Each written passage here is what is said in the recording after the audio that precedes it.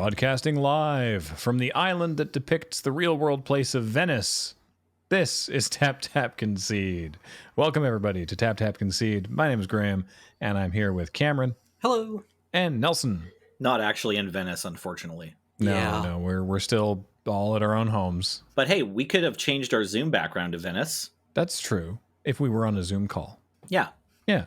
I'm going to imagine that I'm virtually calling in from Venice for my own sake. Yeah, that's a rich mental image. I'm going to join you in that. I'll be right there. I'm stopping in at a bakery for some croissants for us. Ooh, can you get me something with raspberry jam in the middle? Absolutely. Graham? Thank you. Oh yeah, just like a normal croissant, but that's like the kind that it's expanded so much that it's just a big cavity that I can fill with my own jam. I'll order coffee from the front desk. Thank you. We're going to turn this place into a luxury suite eventually. Yeah, they're going to have to send security to dig us out. Today on the show, we have some questions you have given us from the LRRMTG Twitter, because we haven't done a Q&A mailbag in a little while. And before that, we're going to touch on the latest different Secret Lair and its ups and downs. And before that, we're going to remind you, of course, that the show is brought to you by Card Kingdom. Do check out cardkingdom.com/LRR to let them know that we sent you, and we do that because we think they're great. We love working with them, and they have excellent customer service and very fast shipping. And you can tell them, loading ready, run sent me, button please, and they'll give you a little 1-inch button, which currently says, Mill is canon. And of course, this show and everything we do is brought to you by you and your kind support of our Patreon at patreon.com/loading-ready-run. Speaking of things you can do with your money, you can support Extra Life. Extra Life 2020 is well underway, and Wizards of the Coast does tend to be a big supporter of it, which is great. And they have a whole bunch of stuff that they're doing for Extra Life this year. Among those things is a Secret Lair drop featuring 4 cards with alternate art, and it's all sort of themed around the importance of family and children. And so there's Teferi's Protection, Amulet of Vigor, Collected Company, and Consecrated Sphinx, of all things. Consecrated Sphinx taking care of all its little humans. It's a considerably less freaky looking Consecrated Sphinx than the original. He's the con father. Yeah. You know, he has his babies. Yeah. We consecrated this Sphinx. Now we need it to protect us. The Secret Lair is going to be available from November 6th through 9th and is going to cost $60, and $30 of that will go to Extra Life, benefiting Seattle Children's Hospital. So it's actually just a regular priced Secret Lair that you pay an extra $30 that goes to charity. So I don't know. The cards you get are outside the usual like price setup for a regular Secret Lair. Like it's the biggest value for like before the printing or whatever. So there is that. But yeah, how cool would it have been if Wizards was like $30 Secret Lair and we're giving all the money to charity because we're a big company and we can afford to do that, rather than just providing an opportunity for you to give money to charity as if you somehow, the consumer, didn't already know that you could do that. Yeah.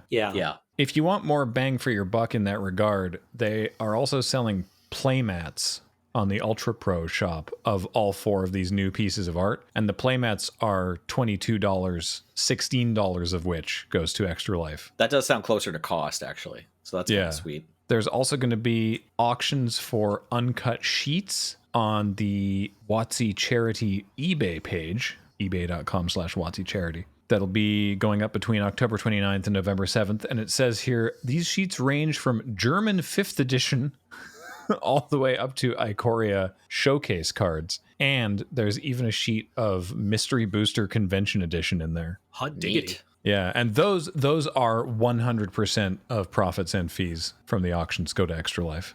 That's cool. Yeah. Yeah, I kind of figured when you said they were doing a lot of things, probably a bunch of the things they were doing would be like entirely charitable. So that's nice. Yeah, and there's some other things as well. There's a creator contest basically that they did before where people in the creator program compete to see who can raise the most for Extra Life, and the top 8 teams get codes that they for an art style and arena that they can give to their viewers. So that's cool. They're doing some special streams and stuff. And so, yeah, it all seems pretty cool. I'm just sort of like prodding them a little bit on the Secret Lair thing. I think they maybe might not have taken as much of a hit in terms of people being annoyed by the cost of the Secret Lair if this wasn't just immediately on the heels of that Secret Lair. Yeah. Sorry, yeah. Which other Secret Lair are we talking about? We've talked about Secret Lairs a whole bunch. Oh, it's the Walking Dead one. That's the most recent one, right? The intense feel bads of the Walking Dead Secret Lair. Right, exactly. So this is a return to like a normal Secret Lair type product where it's just a bunch of reprints of Magic cards. The art is really cute. You mentioned that there's like a theme, but if anyone's just listening to us and not like looking at the cards as they pop up, the art is all family centric. It's not really the cards so much that display like a connection to family. It's just that they've been given new art with a bunch of cute kids rolling around. Mm-hmm. Yeah, and like a Johnny smiling. Yeah. Yeah, the Collected Company is really, really great. I love the tiny, tiny little Leonin. There's like a couple rough housing in the background. It's good stuff. Yeah, and then the community's response to this was one of, immediate jubilation that this art was created. And then also, unfortunately, like one part of the Magic community reared its ugly head and decided to post a bunch of really gross photoshopped images of the Teferi's protection art with like Teferi's daughter being like thrown up in the air, the way you do with little kids. And then like she's photoshopped then onto a bunch of gruesome scenes of her dying. And of course, like Teferi and his family are black. So this is just, incredibly toxic and inappropriate. And yeah, I just wanted to take a minute to say, like, please don't share that stuff. Please don't like it. If you find yourself laughing at that, check yourself. Maybe stop subscribing to us. Take stock, I will say that, like, I personally, like, I follow a bunch of Loading Ready Run fans and Loading Ready Run people, obviously. And, like, it was nice. A lot of Magic Twitter drama, or Magic drama in general, like I only get secondhand. And so I will say a nod to this, like, I've had to like spout something kind of harsh or whatever, but also like, if you're listening to this, probably you're not those people, like, and so kudos to you. My interactions with people that listen to this podcast and watch our streams have been overall really positive. So I appreciate you for that. Thank you for being such a great gang of people. But yeah, if you did find yourself like wanting to share that with your buddies, maybe check yourself. Yeah, I feel really lucky that we have the community that we do, and that's not by accident, and it's by years and years of cultivating that community by calling out stuff like that. And so yeah, I don't know, if you think photoshops of Nyambi being crucified are hilarious, then you won't be missed. Sorry to lose you as a customer. Goodbye. Word. Yeah, I guess it's like the long road to having the awesome LRR community that we have is like marked with these milestones of like pointing out that someone needs to go, or like that the following thing needs to stop, and that's okay, right? Mm-hmm. So yeah, okay, I guess that's all the housekeeping on that. did want to at least talk about that, especially because I think I mentioned this to you as well, Nelson, that one of the more prevalently retweeted photoshops was from the Judges Academy Discord, and they have responded to it, maybe not as completely as some people would like, but in a vacuum, that one didn't seem nearly as problematic as some other ones, and that one went around a lot, and I wanted to make sure that people understood that there were a lot worse, like really bad photoshops of these floating around out there, and that this is not all a reaction to that one. That existed in the context of the rest of these other things that you maybe didn't see. I hope you didn't see them. That's what we're talking about, the entire response to that from a segment of the community. Again, it's not the community, but sometimes it's tough to know how everything shakes out. Speaking of our community, we put the call out today on the LRRMTG Twitter account for some questions, and here are those questions as pruned down by James. So, Questing Weast asks, the reserved list is dead, and you've been put in charge of reprints. How do you choose what cards get reprinted, and how do you go about it? Oh, kettle of fish. Dive on into that kettle of fish, Nelson. What are you feeling? So I've always assumed that if the reserved list dies, like this is just an idea that was proposed by some other customer or fellow player or something. Just like it's basically the same as what Adam called the fire philosophy that time that we had Gavin Verhey over at the PPR when Gavin asked Adam, what do you think FIRE stands for? And I was like, fuck it, reprint everything. So it's like if WotC ever actually folds, they could do a last set that's just like beta plus the best of, you know, the first 5 sets or whatever. And, you know, they could do it all with splashy art or whatever they have handy. Maybe they would only use the original art because that's all they have access to, and just hastily throw together this set that they just know people will gobble up immediately to pay off their debtors or whatever. So that's kind of the weird nightmare end of Magic scenario I've always envisioned. But if instead they were like, we want to make these cards again for whatever reason, who knows? Probably they're just supposed to tease one out every year in a Masters set, right? Like, you don't need any other good cards in your set. Sorry, I mean, they'll put good cards in. They like doing that. But you don't need any other cards that have a, like, secondary market value to sell a $25 booster pack or even a $100 booster pack if that booster pack is a lottery ticket for, like, what was previously, you know, a $4,000 piece of power. So yeah, I mean, that's probably how I would do it. I would strike up a deal with Nestle or Hershey's and just insert one into candy bars. Wow. Not wrapped or anything, but just like not wrapped. Just not right wrapped, in there just with the chocolate. Yeah. And, you know, I think I'd be up to that challenge. Not wrapped reminds me of the first run of, like, the only run or whatever of the Zendikar Priceless Treasures. I mean, they were in packs, obviously, but they weren't, like, in a special part of the pack. I guess they were at the back or something, but it's like they were just, a bunch of them weren't in mint condition. Like, so it was just like this played, you know, Mox Ruby that would be in your pack of Zendikar. And it's like, it kind of feels like, you know, the golden ticket or whatever. It's like, yeah, just shove them in there every 10,000 packs or whatever. But yeah, no, I feel that would be an appropriate, like, desecration of that idea. I'm fully in favor of reprinting the reserve list, by the way, because, you know, why not? Sure. Cast everything you love into a black hole. But just like getting like a chocolate smeared Volk. Yeah, no, that would feel right. Sleeve it up. You've got a gauntlet of power, but it's like so warped because it's been wrapped around an O. Henry bar. Oh yeah, like a bunch of chocolate bars aren't wide enough to hold a Magic card, right? You've got like a Mars bar, and there's like a freaking Tolarian Academy or something that's been bent around it, or like a Twix bar where the card goes through it like a sine wave, right? Is woven between. Oh my gosh, you bite into your Kit Kat like an animal instead of breaking it apart, and then you just like in between the layers of the Kit Kat, there's your Black Lotus. Get this Nelson a raise. His ideas are on fire. just building on your initial proposal, sir. There's just nougat. There's nougat on my Mox. I'd like to apply to be Cameron's yes man. I want that to be my new position on this podcast. You're hired.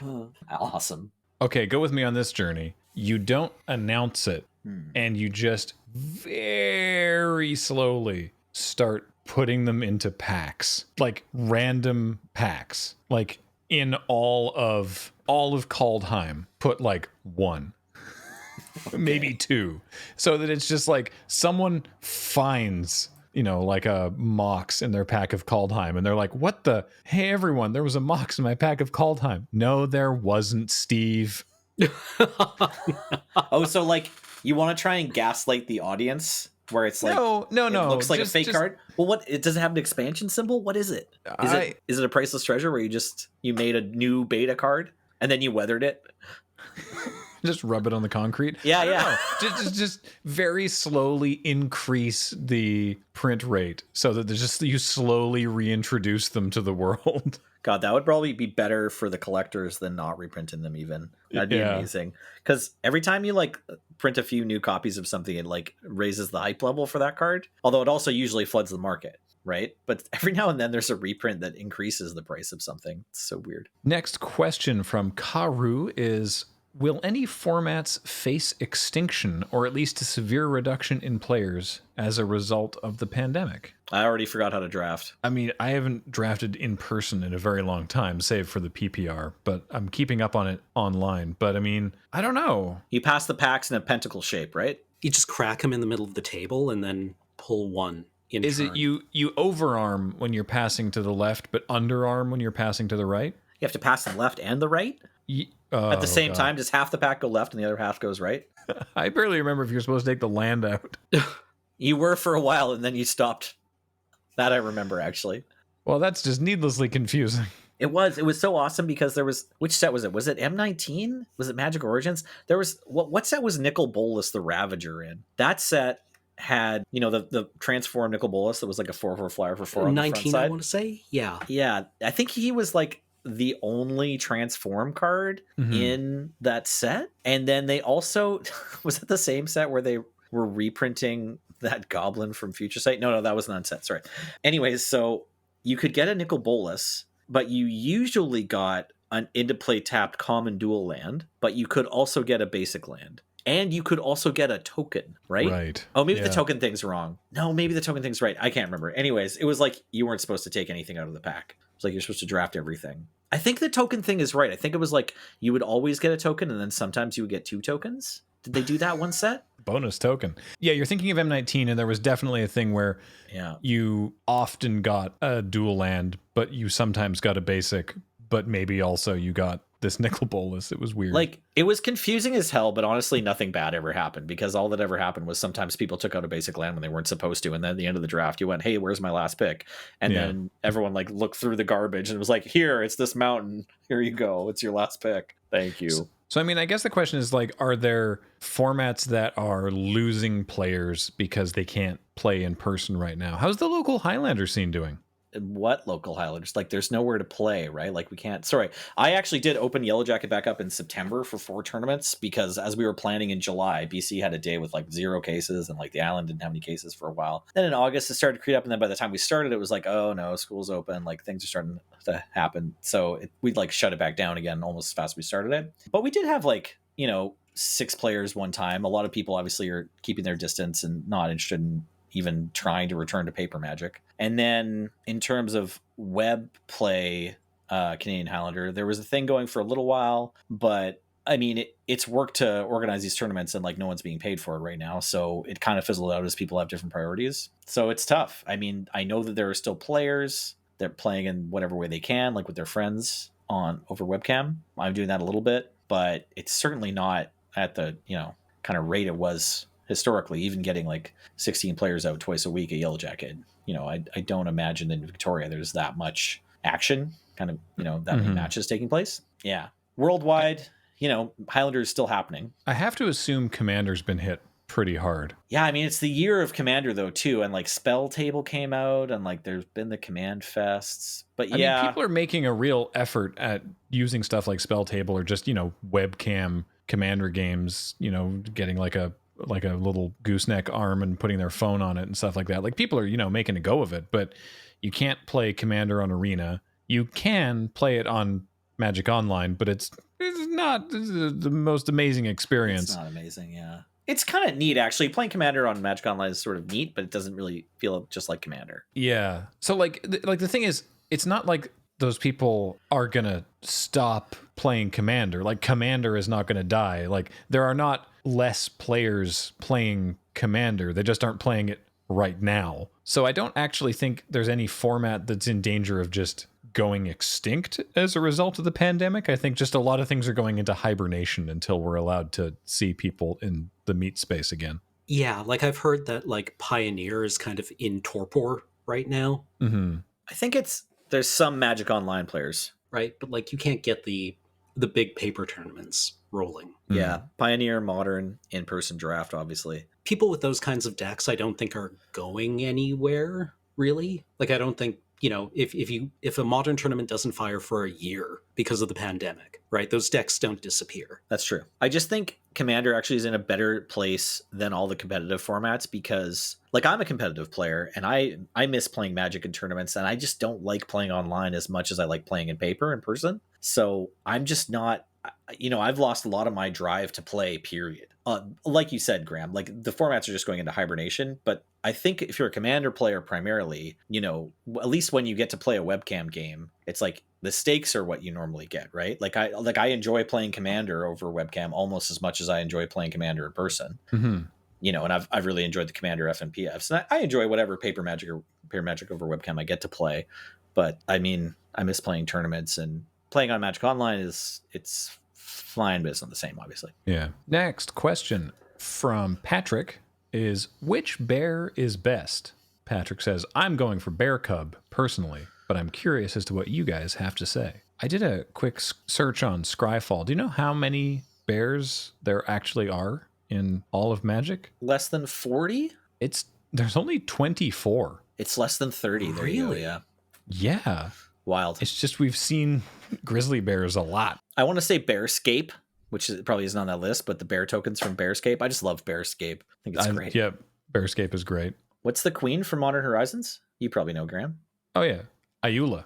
Ayula. I think I got to give it to Is It Guildmage? Nice. That's a good one. You're just going for 2/2s for 2. That makes sense.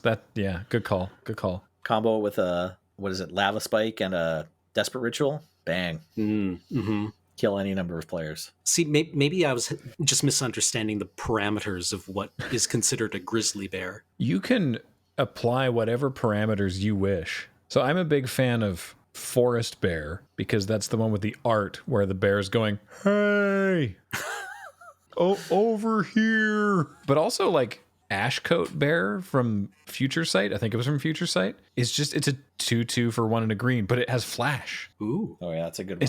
It's a literal bear with upside. It's just like, wow, that's great. I do like that I'm going to claim this anyway. I inadvertently spiked the price of River Bear after that episode of Game Nights.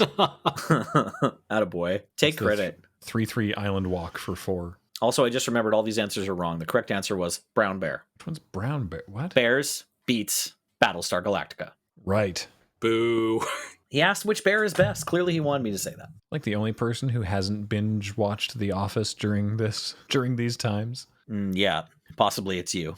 Netflix keeps trying to suggest it to me. You should watch it again. It's great.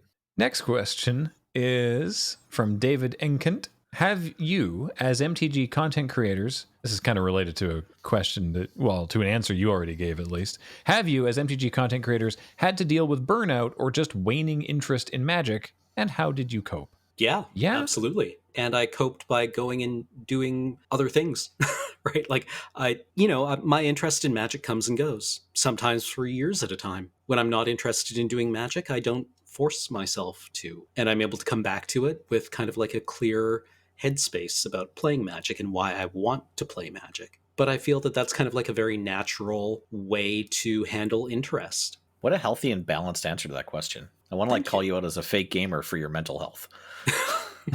Wouldn't be the first time, Nelson. Wouldn't be the first time. Yeah. Yeah, I mean, there's always going to be some level of doing the thing as a hobby and then doing it as your job is always going to have some kind of negative to it. Like, do you feel obliged to play it? Do you still actually enjoy it, or are you just doing it for the content? You know, there's always that. Like after Paul and I started doing Unskippable all those years ago, it's like I'm spending so much time making content about video games that I'm not playing as many video games, you know?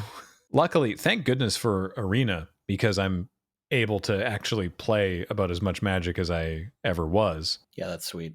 I'm sad a lot. I don't know. Yeah, I mentioned earlier that I don't get to play tournaments or judge tournaments, you know, so I was like a person who's very involved in kind of like several Magic scenes over the years. Not as much lately because I've just been doing more dadding. But yeah, I wish I was more drawn to play Arena or Magic Online, because there are a lot of cool new cards. Like one of the things about we've called it dumpster fire or whatever of broken cards coming out all the time, and like, record times that new cards have been banned, is like, it is kind of exciting when those cards first come out to build around them and try to figure out like which is the best Omnath deck, or back when it was like which is the best Oko deck, or like, breaking these new formats. And Standard is actually pretty cool right now. It seems like a bunch of stuff is good and new, and I haven't gotten to play Gladiator as much as I feel like I should, because like weird pandemic burnout, and I really just want to be in a room full of people talking and playing Magic. So I've been like trying to get myself to like,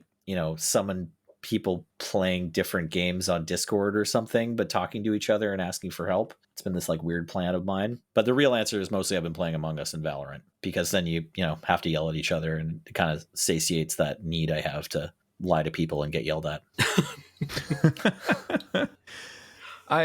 For me, I honestly haven't ever truly felt totally burned out on Magic. I think because I don't go absolutely ham with it, I played a little less. Actually, I played quite a bit less than I normally do during Ikoria, but that wasn't necessarily related to the magic. That was just because the pandemic was going on and I didn't feel like doing anything. The pandemic is still going on, but I've gotten used to it. But yeah, I imagine that if I get to a space where I'm like, wow, I'm just not enjoying this, that I will do similar to Cameron and just be like, I just need to take some time off. I mean, we have had weeks where we've been discussing like, hey, what are we going to talk about on Tap Tap Concede this week? And then realized like, gosh, none of us have actually played the new format. Yeah. Like we, for interest or time, none of us like, what are we going to actually talk about this week? And, like eventually we've figured it out. But there was one a couple months ago where we actually took a week off the show because we were like, we don't have anything to contribute. Yeah. Yeah, real talk. And it felt really good to be able to do that and not feel like, we have to instead just pretend to have something to say to y'all. Yeah, no, I honestly really appreciated that. I felt that was very honest. Yeah, and I appreciate, I don't know if they listen to the actual content of the show, but I appreciate that the folks at Card Kingdom were like, that's cool. You can do that. Yeah, absolutely. So that was nice. I also have seen, members of LRR stop playing certain games, and it's kind of just like, yep, that's fine. Mm-hmm. Or like take themselves out of certain shows. And that's really encouraging, honestly, like knowing that we all kind of acknowledge to each other that burnout can happen. And when it does, you got to deal with it somehow. Yeah, I am not interested in forcing someone to make content that they're not enjoying, because that just, it is literally bad for everyone. Right. It is bad for the viewers and for us, and especially for the person doing it. So it's like, this is just it's a net loss. Next question from CF. What format do you think would do best in Arena? Do you think they'll ever make MTGO new user friendly? Well, they have actually done a startling number of improvements to MTGO. It is still very Byzantine for new users. I don't think they ever will. If they could figure out a way to implement Commander on Arena, I think it would do, smashingly.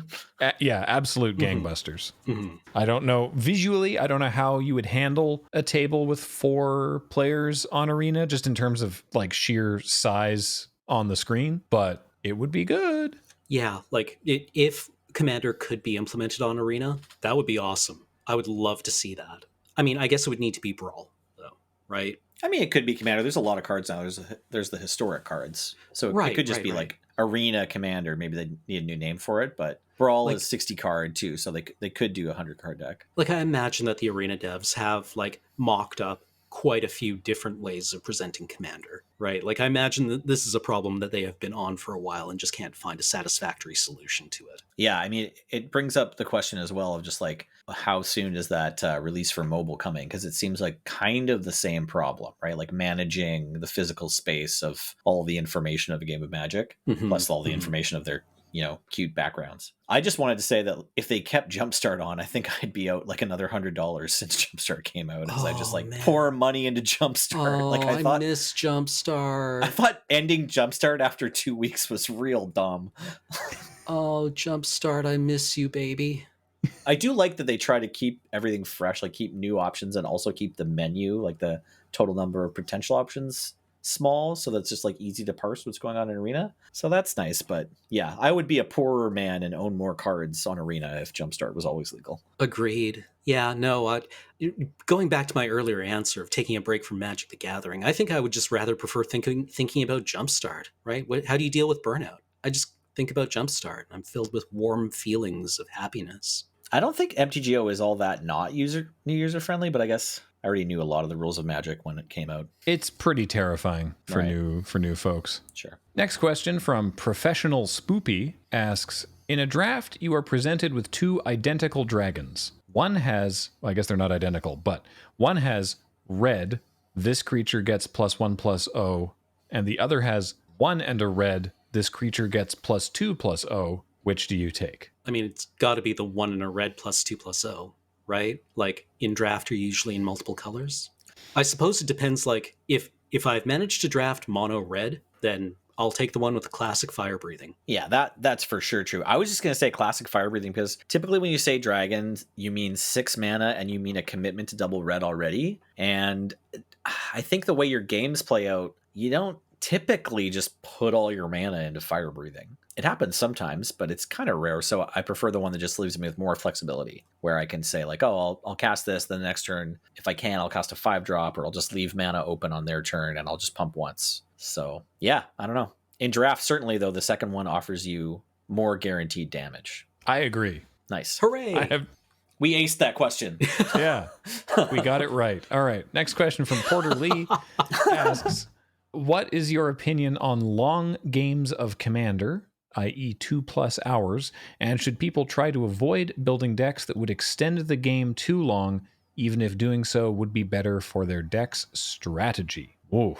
One of the reasons that I'm not super fond of Commander is the threat of very long games where the outcome has been basically known for the last 90 minutes, but the person in command of the game is unable to close it out. I'm also like very, very down on cards like Scrambleverse that just pick up the game and whoops, all broken, and you're just like, it was so close to being over. I kind of love Scrambleverse, but again, like, not like, I don't know, kinda. I did get great use out of Warp World once, where Kathleen, Matt, and I were playing on the ferry, and it was just coming into dock. So I cast Warp World, which is everyone shuffles all their stuff back into their deck and then deals out that many permanents again or something. The actual specifics are not critical, but the point is everyone had to shuffle everything they had back into their deck. So we just went, well, note down each of our numbers. Oh, then get off the ferry and then go in the car and stuff? Like, yeah, and then like a week and a half later, we were like, all right. We sat down at the moon base and we're like, okay, so shuffle up. You had 8, I had 12, and then we just started the game back up from the middle of the game, which was, that's fantastic. that was kind of fun. And you just like everyone shuffled, put their commanders in the command zone, and then you went and put your warp world in the graveyard. Yeah. Yeah. No, yeah, that's it worked awesome. out really well. That's like a bit that we could use for Friday nights if that ever comes back. Yeah. Oh, it will someday.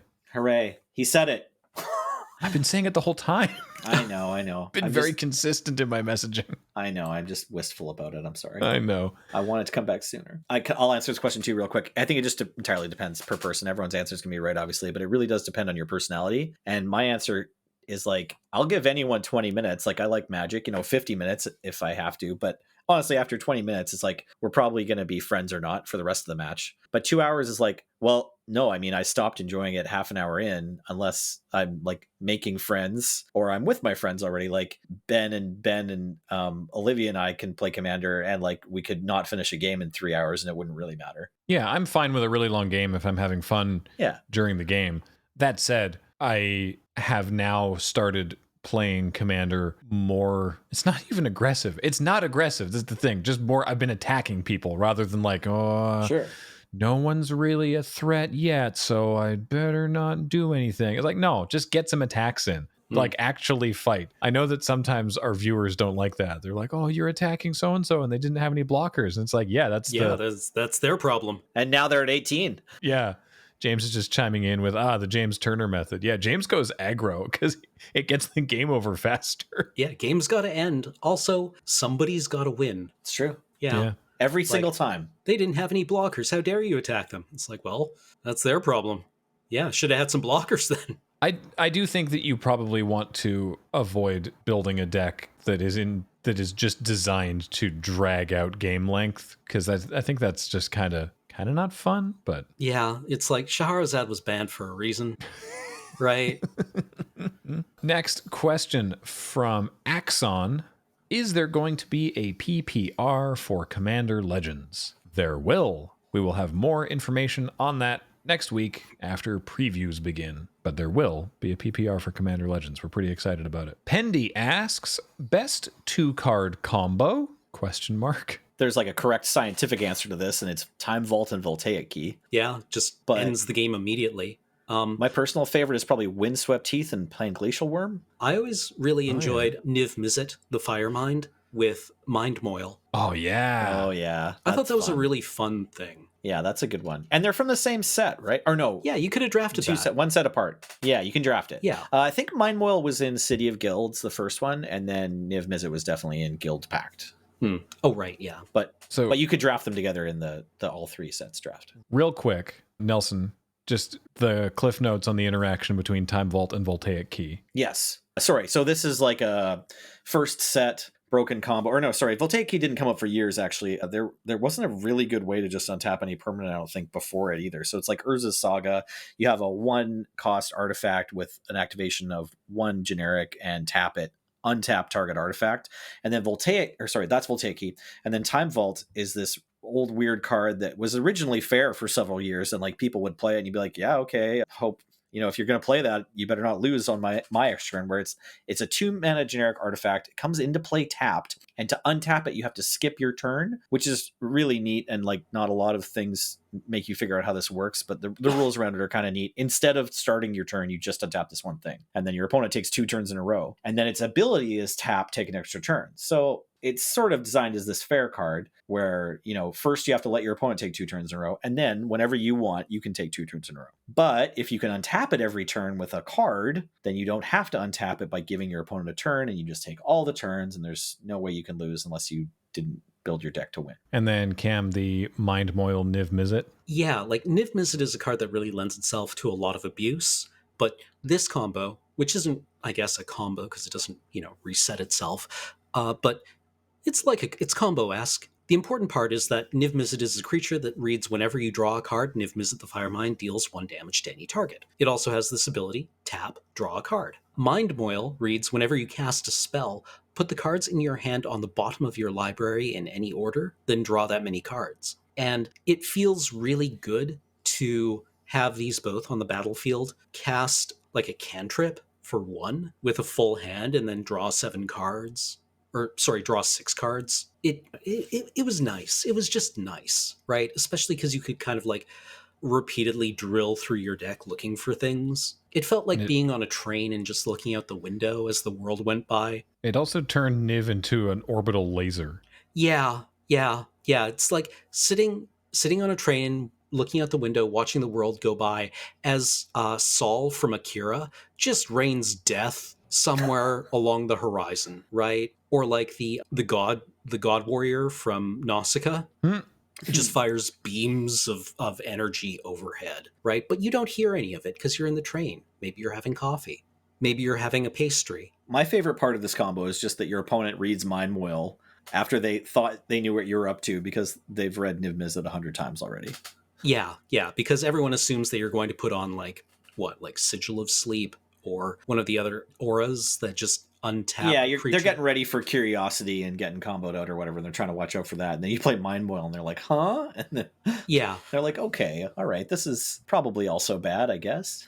Yeah, like Curiosity ends the game, but that sucks, right? That's boring. I don't like that. And then you also mentioned, Nelson, Windswept Heath Panglacial Worm. So this is just Panglacial Worm. It's a favorite card of mine. It's a 9/5 for 7 from Cold Snap that just says, while you're searching your library, you may cast Panglacial Worm. It also has trample, so it's a 9/5 trample. And Windswept Heath searches your library for no mana. So, you just crack a fetch land and then you can get an extra threat out of your deck. It was an important part of the technology of one of my first Highlander decks that was really bad and would always lose to Grixis control. But I like playing Naya Ramp, and it was like a fair ramp deck. And this way, after you had like just kept jamming large creature after large creature into your opponent's counter spells, you had one more that you could go get at the end of their turn and then untap, and then you at least make them play 2 counters in 1 turn cycle. I suppose it might also be worth mentioning, with a reminder that this show is brought to you by Card Kingdom, the ever popular Channel Fireball combo.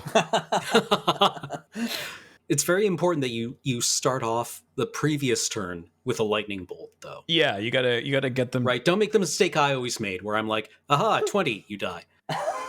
Yeah, you get them down like 1 or 2 points, and then you just use Channel to turn all of your life but 1 into mana, and then throw that mana at their face with Fireball. Yeah, the secret first half of the combo is 2 more cards, a Mountain and a Black Lotus. Yeah. then you don't have to wait until turn 2. Mm-hmm. Yeah.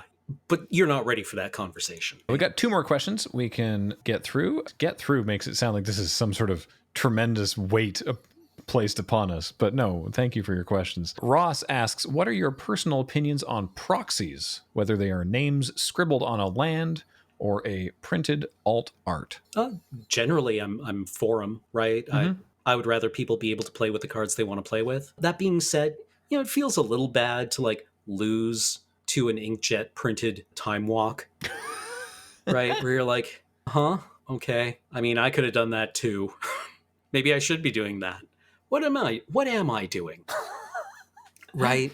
When you lose to a swamp that just says Black Lotus, then that feels a little off. If somebody needs like a missing piece from their deck and they just haven't been able to find it anywhere, that's fine, right? That's totally fine in my books. Mm-hmm. I like that there's a Desert Bus volunteer who has a whole collection of Canadian Highlander decks that are primarily proxied because they'd otherwise be very expensive, that he traditionally has brought to the backstage area of Desert Bus in case people want to jam Highlander games and learn about Canadian Highlander. And it's just like, here, just play with these decks, find out about the format. And it's like, that's awesome. Yeah, that's great. That's an outstanding use of proxies. Yeah. And if you want to have, I've seen some amazing work with like digital printing of doing like really cool altars and stuff. And if you want to do that too, as long as it's not scantily clad anime girls, go for it. Yeah, Keep it family LGS appropriate. Yeah, the waifu cards I'm not so fond of. Yeah. At least upgrade to scantily clad American cartoons. Just kidding. So yeah, I don't know. I don't have a big problem with it. I guess I don't know. I assume the question here is like more to do with, are you cool with them in your play group, I guess? Or are you just looking for, because it's like, what do you think about proxies? I don't know, I'm fine with it. But I have to assume, because I saw some discourse about this with people, being like, what's the problem if I have like 2 proxies in my commander deck kind of thing. And I don't know. I ultimately don't really mind. Obviously, you need to double check with people beforehand, like the people you're playing with. Be like, yo, are you cool if I do this? And you can't do that in a sanctioned event, obviously. But yeah, at FNPF, I think it's worth noting, like, we will sometimes actually play proxies if we can't find the card. And that's like for Canadian Highlander, or probably sometimes for Commander too.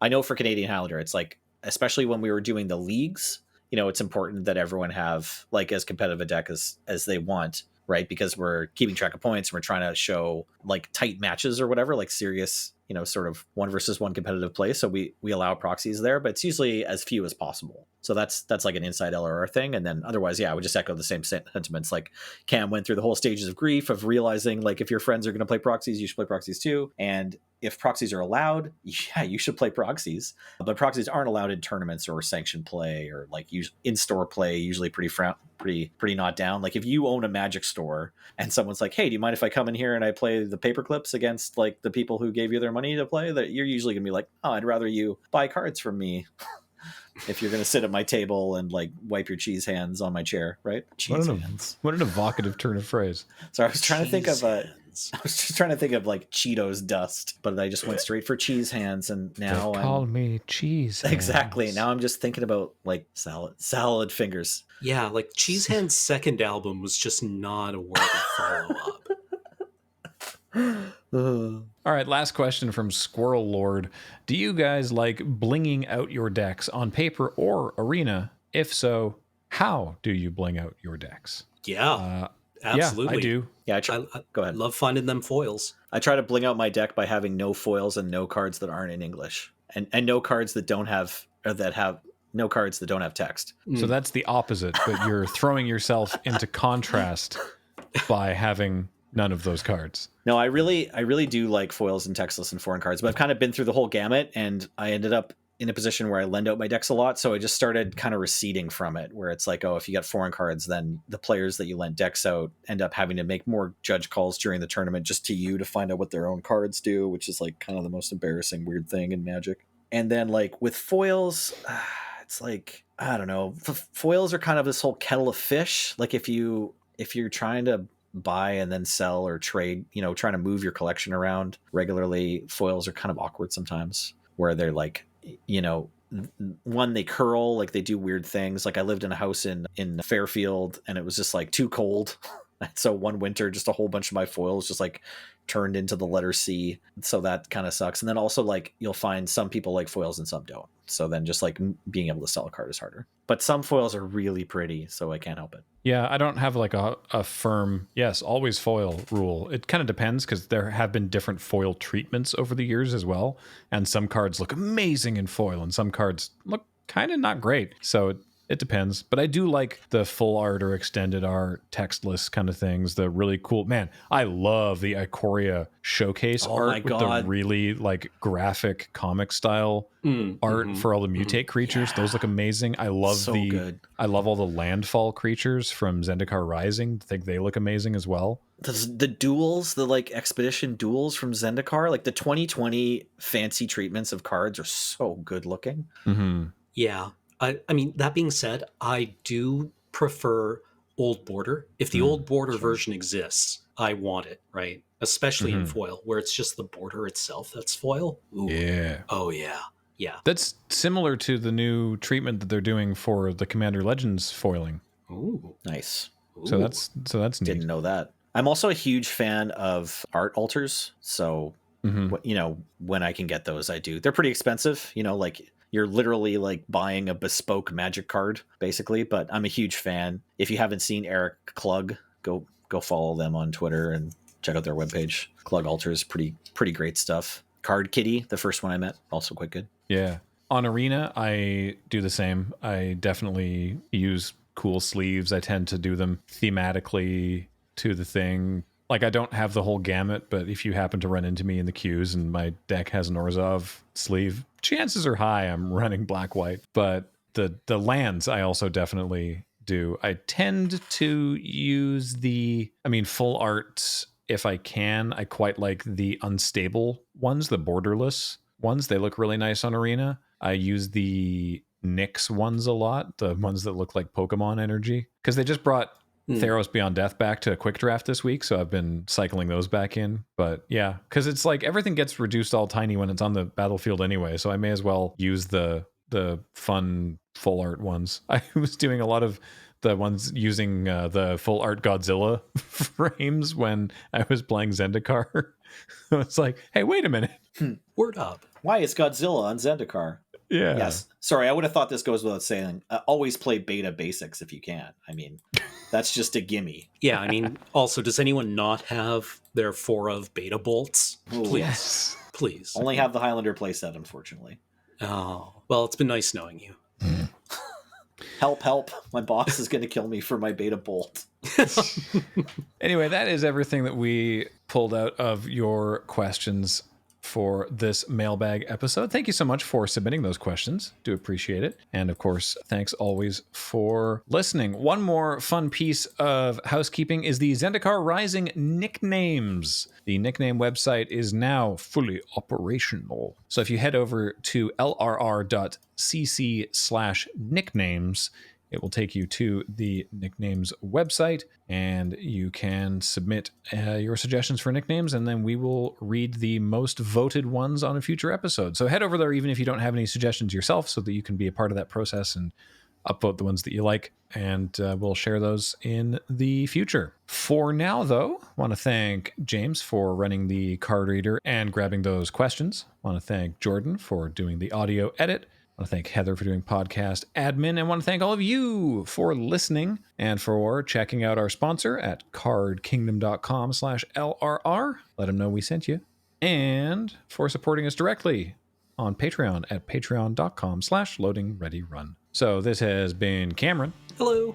I mean, goodbye. No, wait. And Nelson. Good friends call each other out. And I've been Graham, and we will talk to you next time.